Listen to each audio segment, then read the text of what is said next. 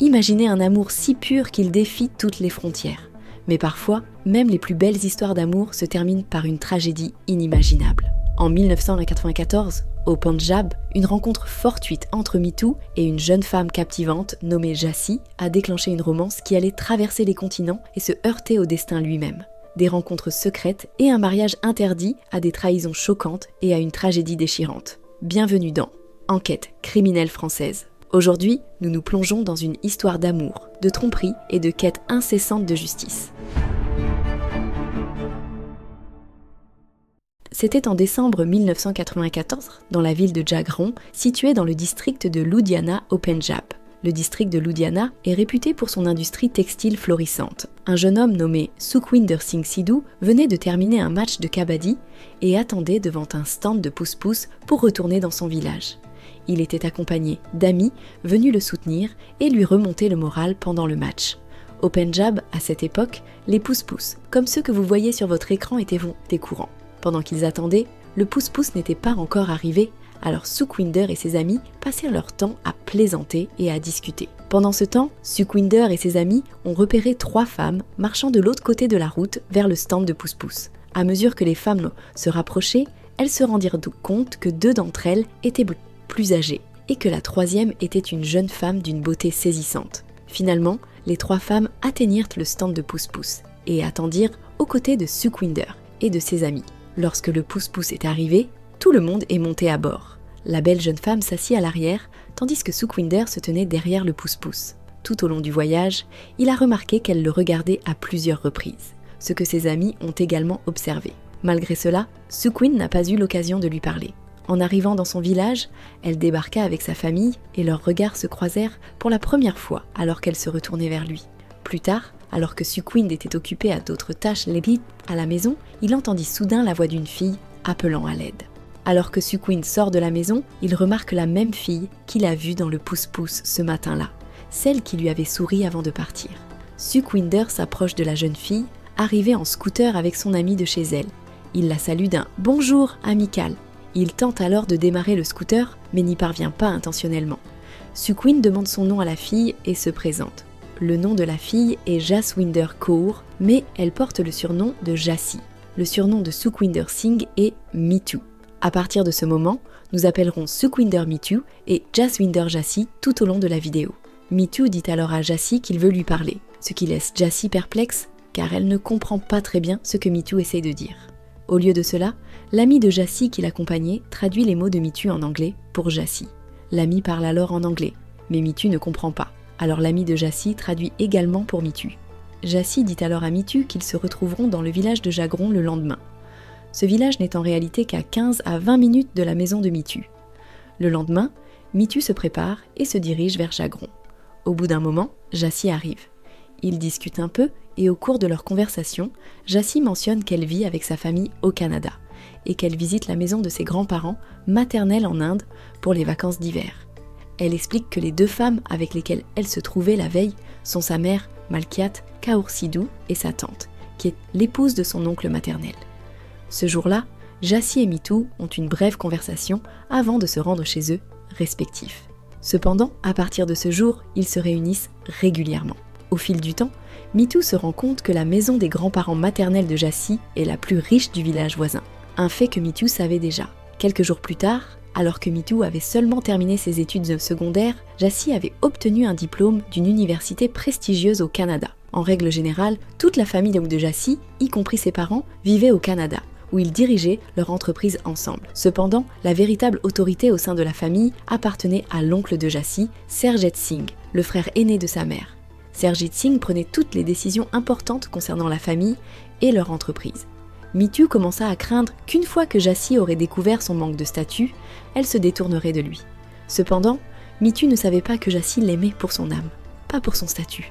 Lorsque le moment est venu pour Jassi de revenir au Canada avec sa famille, El Artal a été très bouleversée. La veille de son vol, elle a tout confié à Mitu, fondant en larmes en le serrant dans ses bras.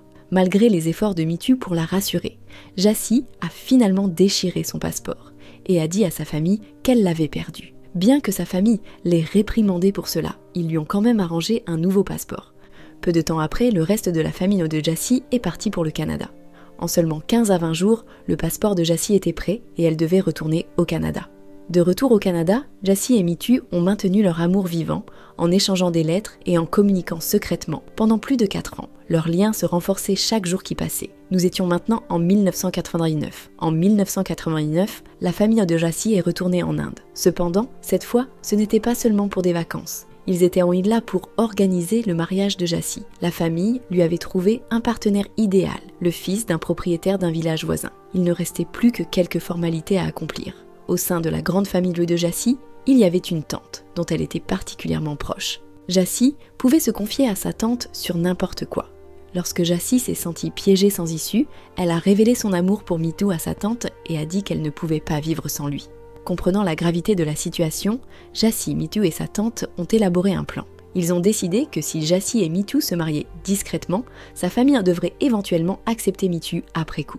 Suite à ce plan, Jassy et Mitu se sont enfuis le 15 mars 1999. Après leur mariage, Jassy est rentré chez lui comme si de rien n'était et que personne ne se doutait de rien. Une fois de retour au Canada, Jassy et Mitu ont poursuivi leur relation par téléphone. Les mois se sont écoulés, sans incident, jusqu'au début des années 2000, lorsque des proches en Inde ont découvert leur mariage secret et en ont informé les parents de Jassy au Canada. Cette révélation a marqué un changement dramatique dans leur histoire d'amour. Jassy a été victime de violences physiques de la part de sa famille, mais elle est restée résolue, insistant sur le fait qu'elle voulait seulement être avec Mitu. Quelques jours plus tard, la mère de Jassy a complètement changé d'avis et lui a dit « Ce qui est fait ne peut pas être défait ». Nous avons décidé d'accepter cette relation. En entendant cela, Jassy est ravie. Au milieu de tout cela, la mère de Jassy lui présente des documents et lui demande de les signer afin que Mitu puisse être amené au Canada. Lorsque Jassy examine les documents, elle se rend compte qu'ils concernent tous Mitu. Elle signe chacun d'entre eux sans hésitation, ignorant que ces signatures modifieront radicalement la vie de Mitu. À l'insu de Jassy, l'un des documents indique que Sukhvinder Singh Sidhu, également connu sous le nom de Mitu, l'a forcé à se marier sous la menace d'une arme, l'a kidnappée et l'a agressée. On prétend qu'elle a réussi à s'échapper et à revenir au Canada avec sa famille. Après que Jassy ait signé ce document, sa famille le soumet à la police du Pendjab en Inde. Un FIR est déposé contre Mitu pour enlèvement, conduisant à son arrestation. Mitu est brutalement battu en prison et reste emprisonné pendant plusieurs mois. Grâce à un ami, Jassy découvre que Mitu est actuellement emprisonné pour des accusations telles que enlèvement et mariage forcé. Il devient clair pour Jassy que sa mère, Malkiat Kaur, l'a trompé en lui faisant signer des documents qui ont conduit à l'accusation injustifiée de Mitu. Quelques jours plus tard, Mitu contacte Jassy et remet en question sa décision en disant « Si tu voulais divorcer, Jassy, tu aurais pu simplement demander. Nous nous sommes mariés avec votre consentement, alors pourquoi m'avez-vous faussement accusé ?» Jassy explique toute la situation à Mitu, détaillant comment sa mère et son oncle l'ont manipulée pour qu'elle signe les mauvais papiers. Saisissant une opportunité, Jassy parvient à retourner en Inde avec l'aide de la gendarmerie royale du Canada. À son arrivée en Inde, Jassy témoigne devant le tribunal, déclarant Mitu, sa famille et ses amis innocents et affirmant qu'elle a épousé Mitu de son plein gré. Elle informe également Mitu qu'elle n'a pas l'intention de retourner au Canada. Dès que Jassy atteint l'Inde, Mitu l'emmène dans un endroit secret où ils vivent cachés. Malgré leur peur constante, en juin 2000, Mitu amène Jassy dans sa maison maternelle. Pendant qu'ils sont là-bas, un appel arrive du Canada le 7 juin. L'oncle de Mitu répond au téléphone et la mère de Jassy lui dit « Qu'as-tu fait ? Mais peu importe maintenant. Ton bonheur compte pour nous. Ne t'inquiète pas, Jassy. Ton mariage avec Mitu sera une grande affaire. » Leur conversation inclut quelques sujets plus personnels et, après avoir mis fin à l'appel, Jassy se sent ravie. Le 12 juin, la famille de Mitu organise une fête dans le village pour le mariage de Mitu et Jassy. Le 8 juin, Jassy exprime son envie de faire du shopping. Dans un premier temps, Mitu refuse, préoccupé par le danger persistant et les risques de sortir. Cependant, voyant Jassy bouleversé à la maison, Mitu commence à remettre en question sa décision. Finalement, ils se rendent au marché dans l'après-midi, ce qui prend plus de temps que prévu. Au moment où ils rentrent chez eux, il fait déjà nuit et il fait noir dehors. La famille de Mitu est de plus en plus inquiète de son absence. Après un certain temps, ils commencent à aller chercher. Au cours des recherches, l'équipe a reçu des nouvelles alarmantes qui ont ébranlé la famille d'enfouissing de Mitu. Mitu était dans un état critique et avait été transporté d'urgence à l'hôpital sans aucun signe de Jassy. Quelques heures plus tard, alors que Mitu reprenait conscience, sa première question concernait Jassy. Ce n'est qu'après un certain temps que quelqu'un l'a informé de l'endroit où se trouvait Jassy. Quelques jours après que l'état de MeToo se soit amélioré, il a révélé ce qui avait conduit à son hospitalisation. MeToo a raconté qu'après avoir fini de faire leurs courses au marché, Jassy et lui avaient repris un café ensemble avant de rentrer chez eux. Durant leur trajet, leur scooter avait calé à 3 ou 4 reprises. Lorsque le scooter cala pour la 3e fois, ils remarquèrent qu'ils étaient suivis par 2 personnes d'une Okwaondet sur un autre scooter. Alors que MeToo se tournait vers son village, il aperçut une voiture bloquant la route. Au début, de loin, il semblait que personne ne se trouvait autour de la voiture.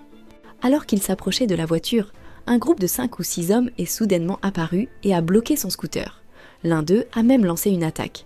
Quelques heures plus tard, en pleine nuit, des ouvriers de passage ont découvert MeToo allongé là. Ils l'ont rapidement emmené à l'hôpital et ont informé la police. En conséquence, les autorités ont lancé une recherche contre Jassy et ont déposé des rapports d'agression et d'enlèvement contre des auteurs non identifiés. Le lendemain, 9 juin, le corps de Jassy est découvert, mais elle est morte. Elle est morte. Son corps est couvert de nombreuses blessures profondes, preuve de graves tortures subies avant sa mort. Lorsque le corps de Jassy est retrouvé, la police du Pendjab contacte sa famille. Cependant, sa mère, Malkiad Kaur, et son oncle, Serjit Singh, ne parviennent pas à l'identifier. En revanche, MeToo et sa famille, ainsi que le père et le frère de Jassy, confirment que le corps est bien celui de Jassy. La question centrale était maintenant de savoir qui avait infligé un passage à tabac aussi brutal à MeToo et qui avait tué sans pitié Jassy pendant la recherche des criminels. La police a réussi à arrêter plusieurs suspects, clés dans la région sur la base de leurs soupçons. Au fur et à mesure que l'enquête avançait, les noms de diverses personnes revenaient. Mais la confiance manquait. Anil Kumar, un gangster lié à l'incident, accuse l'inspecteur Joginder Singh de la police du Pendjab, alléguant qu'il avait été engagé pour tuer MeToo quelques jours auparavant. La police a rapidement lancé une chasse à l'homme contre l'inspecteur Joginder Singh et l'a rapidement appréhendé. Interrogé, Joginder Singh a affirmé qu'il avait commis le meurtre après avoir reçu des instructions de Darshan Singh. Selon Anil Kumar, après avoir battu MeToo, ils l'ont cru mort et l'ont jeté dans un égout à proximité. Suivant les ordres de Darshan Singh, ils ont ensuite transporté Jassy dans une ferme abandonnée. Après avoir repris conscience à la ferme, Jassy a immédiatement commencé à chercher MeToo. Lorsqu'elle s'enquit de lui, les crétins l'informèrent de sa mort. L'un des hommes de main a reçu un appel de la mère de Jassy et lui a remis le téléphone. Elle entend sa mère, Malkiad Kaur, l'appeler. Malkiad ordonne à sa fille de rentrer immédiatement chez elle. Malkiad dit aux autres de tenir le coup pendant qu'elle décide quoi faire ensuite. Ensuite, l'oncle et la mère de Jassy ont une discussion. Ils contactent ensuite à nouveau les crétins avec de nouvelles commandes. Les crétins sont chargés d'attaquer Jassy et de l'intimider. Malkiad prévient les crétins que si Jassy refuse de coopérer, ils sont autorisés à la tuer. Au début, les crétins hésitent, puisque leur accord initial consistait uniquement à éliminer MeToo pour 3 lakhs de roupies. Cependant, l'oncle de Jassy, Serjit Singh, promet 3 lakhs roupies supplémentaires pour le meurtre de Jassy. Suite à cela, 13 personnes, dont l'oncle maternel de Jassy, Darshan Singh, originaire d'Inde, sont arrêtés pour leur implication dans le crime. Ils sont accusés, entre autres, d'enlèvement et de meurtre. Comme l'affaire implique des liens au Canada et en Inde, le procès se déroule dans les 2 pays. Au cours du procès en Inde, il a été révélé que le refus de Jassy de partir au Canada sans MeToo avait conduit sa mère, Malkiad Kaur, et son oncle, Serjit Singh, à élaborer un plan. Il pensait que si MeToo était tué, Jassy serait obligé de revenir. Par conséquent, Serjit Singh a contacté son frère, Darshan Singh, en Inde, lui confiant la tâche d'organiser le meurtre de MeToo.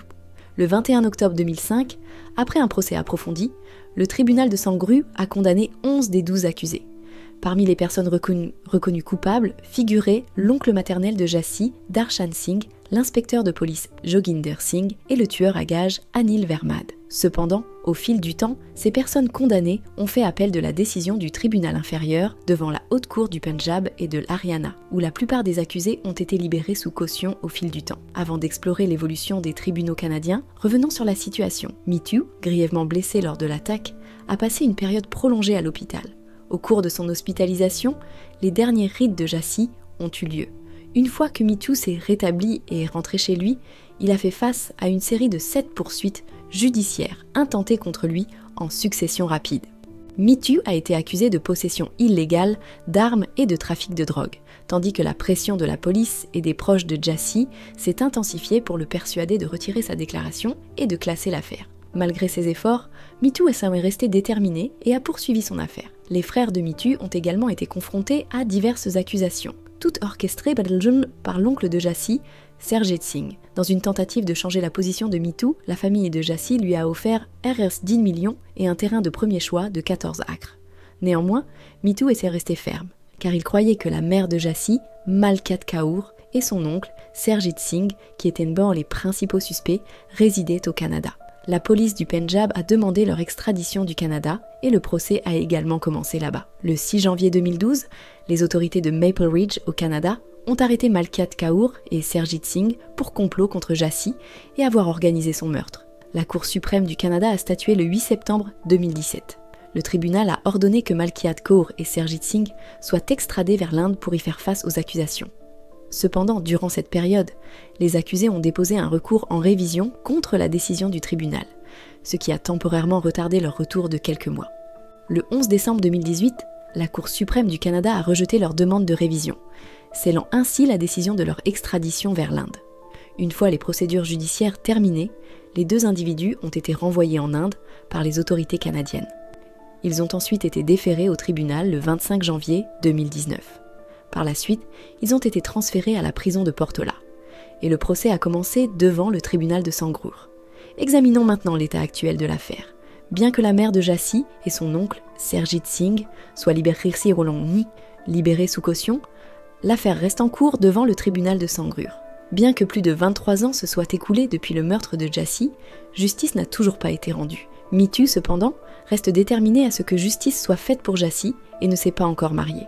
Ainsi, l'histoire d'amour tragique de Jassy et MeToo touche ici à sa fin. Si vous êtes passionné par le vrai crime et appréciez notre contenu, assurez-vous de vous abonner. Vous serez le premier à découvrir notre prochaine histoire captivante. D'ici là, prenez soin de votre santé mentale, restez heureux et chérissez toujours vos proches. Rendez-vous dans la prochaine vidéo.